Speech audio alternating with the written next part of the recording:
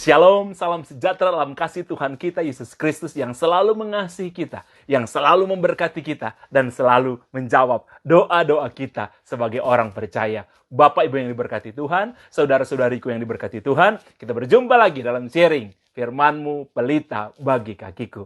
Mari kita buka sama-sama firman Tuhan hari ini yang saya ambil dalam Yeremia pasal yang ke-24. Sekali lagi, Yeremia pasal yang ke-24 ayat 1 sampai ayat yang ke-10. Demikian firman Tuhan, perikopnya penglihatan tentang dua keranjang buah ara. Lihatlah, Tuhan memperlihatkan kepadaku dua keranjang buah ara berdiri di hadapan bait Tuhan. Hal itu terjadi sesudah Nebukadnezar Raja Babel mengangkut ke dalam pembuangan Yekhonya bin Yoyakim, Raja Yehuda, beserta para pemuka Yehuda, tukang dan pandai besi dari Yerusalem, dan membawa mereka ke Babel. Keranjang yang satu berisi buah ara yang sangat baik, seperti buah ara bugaran. Tetapi keranjang yang lain berisi buah ara yang jelek, yang tidak dapat dimakan karena jeleknya. Lalu firman Tuhan kepadaku, apakah yang kau lihat, hai Yeremia? Maka jawabku, buah ara. Buah ara yang baik, yang sangat baik, dan buah ara yang jelek, yang tidak dapat dimakan karena jeleknya. Kemudian datanglah firman Tuhan kepadaku, bunyinya, beginilah firman Tuhan Israel, sama seperti buah ara yang baik ini, demikianlah aku akan memperhatikan untuk kebaikan orang-orang Yehuda yang kubawa dari tempat ini ke dalam pembuangan ke negeri orang-orang Kasdim. Maka aku akan mengarahkan mataku kepada mereka untuk kebaikan mereka. Dan aku akan membawa mereka kembali ke negeri ini. Aku akan membangun mereka, bukan meruntuhkannya. Aku akan menanam, bukan mencabutnya. Aku akan memberi mereka satu hati yang mengenal aku, yaitu bahwa akulah Tuhan. Mereka akan menjadi umatku dan aku akan menjadi Tuhan mereka. Sebab mereka akan bertobat kepadaku dengan segenap hatinya. Tetapi buah ara yang jelek itu, yang tidak dapat dimakan karena jeleknya, sungguh firman Tuhan, demikianlah aku akan memperlakukan Sedekia, Raja Yehuda, beserta para pemukanya, dan sisa-sisa penduduk Yerusalem yang masih tinggal di negeri ini, dan orang-orang yang menetap di negeri Mesir. Aku akan membuat mereka menjadi kengerian bagi segala kerajaan di bumi, menjadi aib dan perumpamaan, menjadi sindiran dan kutuk di segala tempat kemana aku mencerai-beraikan mereka. Dan aku akan mengirimkan perang, kelaparan dan penyakit sampar di antara mereka, sampai mereka habis dilenyapkan dari atas tanah yang kuberikan kepada mereka dan kepada nenek moyang mereka. Bapak Ibu yang diberkati Tuhan, saudara-saudari yang diberkati Tuhan, apa yang kita baca tadi adalah penglihatan yang dilihat oleh Yeremia tentang buah ara yang baik dan buah ara yang jelek. Saudara, seperti saudara ketahui bahwa di Israel pada zaman itu, buah ara adalah buah yang sangat umum, yang bisa ditemui di banyak tempat. Bahkan ada yang tumbuh liar. Mungkin kalau seperti di Indonesia kayak pohon mangga, ada yang ditanam, ada yang tumbuh liar. Saudara mungkin masih ingat ketika satu kali Yesus lapar dan ada pohon ara di jalan yang Yesus lalui dan Yesus mencarinya, tapi pohon ara itu tidak berbuah. Itu menunjukkan buah ara sangat umum tumbuh di Israel pada waktu itu. Nah saudara, dan Tuhan memberikan perumpamaan ini, memperlihatkan penglihatan ini kepada Yeremia tentang buah ara. Dan Yeremia sangat-sangat bisa mengerti karena buah ara itu sangat dekat dengan kehidupan orang Israel. Saudara perlu saudara ketahui, Tuhan kalau berbicara itu nggak ribet. Tuhan kalau berbicara, saudara ingin menegur kita, ingin meneguhkan kita, biasanya dengan hal-hal yang dekat dengan kita. Biasanya hal-hal yang mudah kita mengerti. Itulah Tuhan, saudara. Tuhan itu nggak ribut. Makanya, saudara lihat, setiap Tuhan berbicara kepada nabi, kepada orang-orang yang ada di Alkitab, selalu dekat dengan dunia mereka. Begitupun Tuhan, kalau Tuhan ingin berbicara kepada kita, dia bisa berbicara lewat mimpi, dia bisa berbicara lewat ide dan lain sebagainya. Dan setiap kali Tuhan berbicara, selalu hal-hal yang dekat dengan kita. Karena Tuhan itu nggak ribet. Haleluya. Saudara, Tuhan memperlihatkan kepada Yeremia tentang buah ara yang baik dan buah ara yang jelek. Saking jeleknya firman Tuhan katakan, itu sampai tidak bisa dimakan. Dan ini gambaran tentang orang Israel. Ketika itu, saudara, Raja Nebukadnezar membawa orang-orang Israel sebagian untuk dibawa ke Babel sebagai orang buangan. sebagai budak, sebagai tahanan. Sedangkan sebagian lagi kecil orang Israel tetap ada di Yerusalem, di kerajaan Yehuda bersama raja mereka. Kalau kita mau pikir, saudara, orang-orang yang tetap diam di Yerusalem, mereka tidak diangkut adalah orang-orang yang berbahagia, orang-orang yang diberkati. Sedangkan orang yang diangkut jadi orang-orang buangan di Babel, itu orang-orang terkutuk. Tapi saudara lihat, di konteks hari ini Tuhan berbicara lain daripada yang lain. Oke, saudara, kadang-kadang kita coba saudara pahami, Tuhan berbicara dengan bahasa yang sangat lain. Tuhan mengatakan bahwa justru orang-orang yang dibuang di Babel itu adalah orang-orang yang digolongkan dengan buah ara yang baik. Sedangkan orang-orang yang tetap tinggal di Yerusalem, harusnya mereka orang merdeka. Tapi justru mereka dikatakan buah ara yang jelek, saking jeleknya nggak bisa dimakan. Saudara, kadang-kadang dalam kehidupan kita sebagai orang percaya, kita akan menghadapi masalah-masalah yang sering terjadi dalam kehidupan kita. Kadang-kadang saudara kita nggak mau, orang Kristen nggak perlu ada masalah. Orang Kristen hidup berkelimpahan. Orang Kristen diberkati tanpa batas. Yes, itu betul. Tapi kadang-kadang saudara, Tuhan akan membawa kita saudara di tempat-tempat yang tidak kita duga. Yang kadang-kadang kita berpikir itu masalah, tapi ternyata itu mujizat. Saya mau kasih contoh kepada saudara. Saudara, Esther, dia menjadi ratu. Dia menjadi saudara ratu, sekali lagi Esther menjadi ratu, itu bukan di Israel. Justru Esther di pembuangan dia. Di tanah buangan, di tempat pembuangan, justru Esther menjadi ratu di sana. Yusuf pun menjadi orang kedua paling hebat, orang yang sangat berpengaruh, saudara. Dia punya karir yang sangat luar biasa, orang kedua. Justru Yusuf menjadi orang kedua di negeri Mesir, di mana Yusuf dijual sebagai budak. Yusuf masuk penjara, tapi justru di sana, saudara, Yusuf menjadi orang kedua yang memimpin Mesir. Dan raja waktu itu, saudara, Firaun pun mengatakan demikian. Kelebihan saya dari Yusuf, raja bilang, hanyalah kursi kerajaan ini. Yang lain itu, hampir semua Mesir pada waktu itu diurus oleh Yusuf.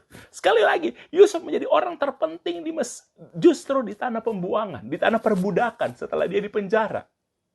Sadrak, Mesak, dan Abednego, kalau saudara lihat saya, mereka punya karir yang sangat luar biasa, bukan di Israel. Justru ketika mereka dijual sebagai budak, mereka dibawa sebagai tawanan, saudara. Mereka menjadi orang yang sangat-sangat berpengaruh. Oke, saudara lihat itu. Demikian pun dengan Daniel. Daniel, saudara, itu menjadi orang berpengaruh, menjadi penasehat raja, menjadi orang yang sangat dikenal justru bukan di Israel. Ketika Daniel dibuang, saudara, justru di sana dia menjadi orang yang sangat hebat. Saudara, jangan takut dengan masalah. Jangan takut dengan apapun yang saudara sedang hadapi hari ini. Kemuliaan Tuhan, saudara, bisa dinyatakan di mana saja. Di tanah perjanjian, Tuhan bisa menyatakan mujizat. Di tanah buangan, Tuhan bisa menyatakan mujizat. Di padang gurun, Tuhan bisa menyatakan mujizat. Kadang-kadang kita sangat-sangat, saudara, terpengaruh dengan keadaan. Kita selalu melihat kalau semuanya baik-baik saja, semua hebat, semua berjalan dengan sempurna, oke. Tidak, saudara. Kadang-kadang Tuhan mengizinkan masalah supaya kita bisa melihat mujizat. Kadang-kadang Tuhan mengizinkan bencana supaya kita melihat ada berkat di dalamnya. Mari kita melihat segala sesuatu, saudara, bersama Tuhan. Saudara lihat ada pohon ara, buah ara yang baik dan buah ara yang jelek. Saking jeleknya nggak bisa dimakan. Justru buah ara yang jelek itu orang-orang yang ada di Yerusalem. Yang dibuang justru Tuhan bilang, aku akan menyertai mereka. Di tanah pembuangan justru mereka disertai. Saudara yang diberkati Tuhan, saya mengenal seseorang yang sangat baik. Saudara, seseorang yang saya kenal dengan sangat baik. Beliau pernah dipenjara, saudara. Kalau melihat, saudara, sepintas lalu, itu nggak baik. Dan memang nggak baik, saudara, keadaan pada waktu itu. Tapi justru ketika dia dipenjara, saudara, beliau yang dipenjara, dia masuk dalam penjara, ada banyak hal yang berubah. Bahkan beberapa kali saya ingin meyakinkan diri saya, beberapa kali saya ajukan pertanyaan kepada beliau, bagaimana keadaan dibandingkan, apakah lebih baik sebelum masuk penjara atau sesudah masuk penjara dan keadaan sekarang. Beliau selalu mengatakan apa yang dia punya hari ini, apa pencapaian yang capai hari ini, secara finansial, secara perusahaan, secara keluarga, itu jauh lebih baik daripada apa yang lalu. Justru itu terjadi setelah beliau keluar dari penjara. Oke, ada hal yang baik. Saudara, saya ingin menceritakan di tengah-tengah keadaan semacam ini, saudara. Sampai hari ini pun masih ada orang yang ingin bunuh diri karena keadaan ekonomi. Berpikir, ya, berpikir. Tapi selalu bersyukur mereka tetap datang kepada Tuhan. Yang 18 orang yang saya ceritakan kapan hari kepada saudara, puji Tuhan, hari ini mereka saudara ada dalam kasih karunia Tuhan. Dan mereka bisa melewati banyak hal. Saya mau cerita kepada saudara. Saudara salah satu orang yang sangat saya cukup kenal. Dia salah satu orang yang terdampak, saudara, dengan keadaan corona ini, ekonomi menurun, usahanya dia menurun dengan sangat-sangat drastis, saudara, sangat-sangat drastis. Nah, karena usaha sangat drastis, pemasukan saudara hampir nggak ada, oke, minus, saudara, usaha yang dia bangun pemasukannya minus, dia berusaha menyikapi keadaan sebaik mungkin. Saya bilang sama dia, tetap berdoa, dan dia orang percaya. Saya katakan sama dia, sampai bijaklah dalam mengatur keuangan. Jadi dia mulai bijak, saudara, mengurangi hal-hal yang tidak perlu. Menyikapi keadaan, dan dia bekerja lebih keras dengan istrinya, bahu-membahu, membuat ekonomi bisa tetap berjalan. Dan dia mulai menghemat dan lain sebagainya, saudara. Nggak mudah, saudara. Nggak mudah dia menghadapi semua itu. Sampai, saudara, satu kali, semua sudah dihemat, saudara. Terakhir, saudara, satu kali dia menangis ketika dia bercerita dengan saya. Dia menangis dengan sepenuh air mata. Dia sampai berpikir begini, Kak Nixon, saya itu sampai dulu berpikir betul. Kak Nixon kan pernah bilang, ada 18 orang yang bicara dengan kakak ingin bunuh diri. Masukkan saya sebagai salah satu. Karena dia sempat berpikir karena tekanan. Biasanya kalau kita tertekan, saudara, ada ide-ide yang liar. Oke, keadaan. Suara keadaan akan mengatakan, udah kamu akhiri aja. Atau melakukan hal-hal yang aneh. Makanya, saudara, ketika saudara dalam keadaan yang terjepit, saudara, jangan dengarkan suara keadaan. Ya, itu memang nyata. Tapi dengarkan kebenaran. Sampai saudara di titik terendah, saudara, dia bilang dia akan minta pengertian kepada anak-anaknya bahwa mulai hari itu mereka tidak akan pakai AC ketika mereka tidur malam. Sedangkan anak-anaknya terbiasa pakai AC sudah dari kecil. Dia bilang mulai hari ini tidak. Karena dia akan menghemat. Dia bilang sama saya, Kak, daripada nanti listrik saya diputus karena nggak mampu bayar, lebih baik saya menghemat tidak pakai AC. Itu di titik yang sangat rendah di hidupnya. Dia nangis, saudara, sampai berpikir aneh-aneh. Dan saya katakan sama dia, sudah, kakak nak punya banyak uang, tapi ada kakak mau bantu kamu. Tapi dia bilang gini, nggak mau, Kak. Kakak yang mengajarkan kepada kami selalu untuk bertahan. Walaupun saya berpikir yang aneh-aneh, tapi saya nggak mau bantuan dari kakak. Saya bilang, enggak, saya mau transfer uang sama kamu. Dia bilang begini, kalau kakak transfer saya 1 juta, walaupun uang saya sedikit, saya akan kembalikan 2 juta. Jadi kelipatannya seperti itu. Akhirnya saya nggak jadi transfer, saudara. Saudara, nggak mudah menghadapi kenyataan. Dia sampai menangis dengan istrinya. Karena nggak bisa memberikan anak-anaknya, sampai menangis. Karena nggak bisa tidur, karena nggak ada AC. Ya butuh adaptasi sih. Butuh adaptasi, saudara. Tapi saudara tahu, dia sangat-sangat keras. Doa dan percaya, saya bilang begini, semua ini akan berlalu. Dan saudara tahu, Desember kemarin, saudara, Tuhan memberkati dia. Tuhan mulai membuat semuanya baik dalam hidupnya. Januari kemarin dibelakangi kepada saya. Saudara, memang di saat-saat tertekan seperti itu, saudara, dia bangun mental, dia kreatif, dia, saudara, berusaha berbagi. Ternyata itu membantu. Saudara tahu, Januari kemarin Tuhan memberkati dia. Dia bilang begini kepada saya. Saya baru mengerti bahasa ini. Dia bilang begini, Kak, saya dapat seperti ibarat pepatah, durian runtuh. Dia bilang, loh, kenapa kamu pakai bahasa seperti ini begini, Kak? Kalau durian durian itu jatuh persatu. Tapi kalau durian runtuh, jadi hampir semua buah di pohon itu jatuh.